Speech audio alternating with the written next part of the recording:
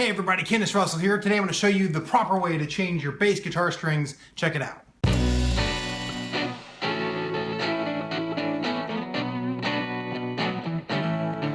Alright, I got here my Fender Jazz bass here. I'm going to show you the proper way to change your bass strings. I get a lot of information from Scott Devine at Scott's Bass Lessons. So I'm basically using his method on how to do this. Basically, the first thing, loosen the strings up here. Get them really good and loose so you don't have to be cutting them when they are under tension. Cut them while they're under tension.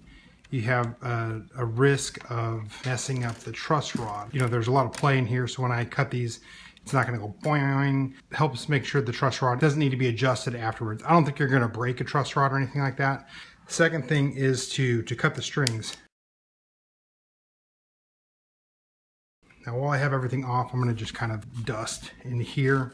These guys, I'm just going to push through, pull out this side. Go ahead and give the whole guitar a good dusting. Next step, feed the strings through. A set of these guys, 45 to 105.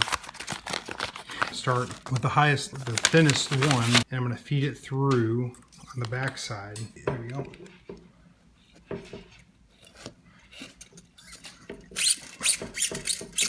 And I'm going to just feed them through in order, go to the next highest one. And that way I don't have any risk of accidentally feeding the wrong one through. I'm going to just put them in order so I know that they are in order.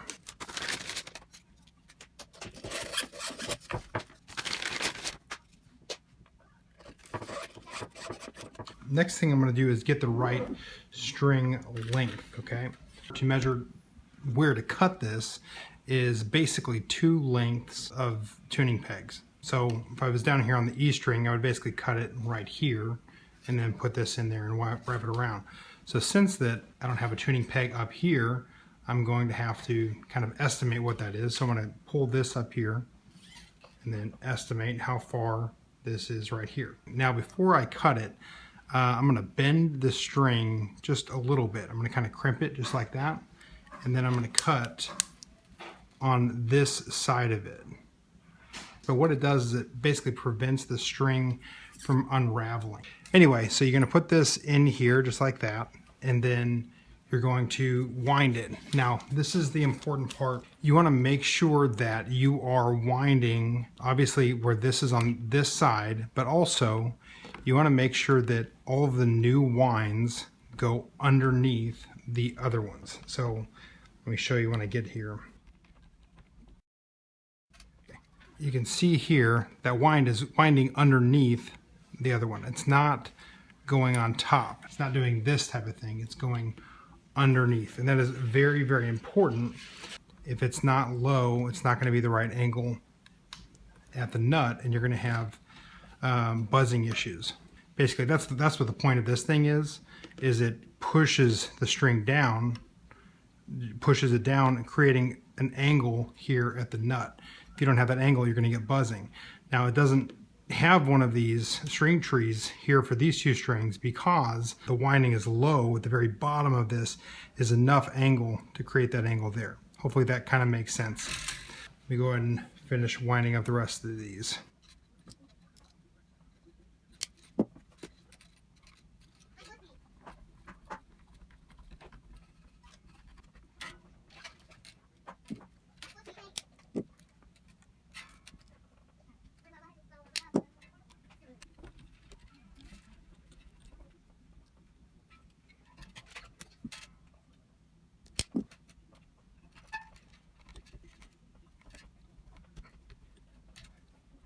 All right, you can see there that how much of an angle, because I'm winding underneath, going under each wind, that you know how much that cuts down. If it was up on the top here, it would be straight across, and there would be buzzing on the E string. So that's how to wind it up there. Next thing we need to do is we need to do like a preliminary tuning on this. By the way, these JHS boomers have this like coating on here that is it just helps to grip. But you don't have to have those. These, you know, this was my last one I had on there. These work just fine. Let's go ahead and get it tuned up a little bit. Okay, once you get it kind of in a relatively good tune, you're just gonna wanna stretch the strings, and you're just gonna kind of pull up, push down on these. So I just kind of push down with my thumb as I'm pulling up with my fingers. That's just getting a good stretch on each of the strings. It is metal, so it does need to be stretched a little bit.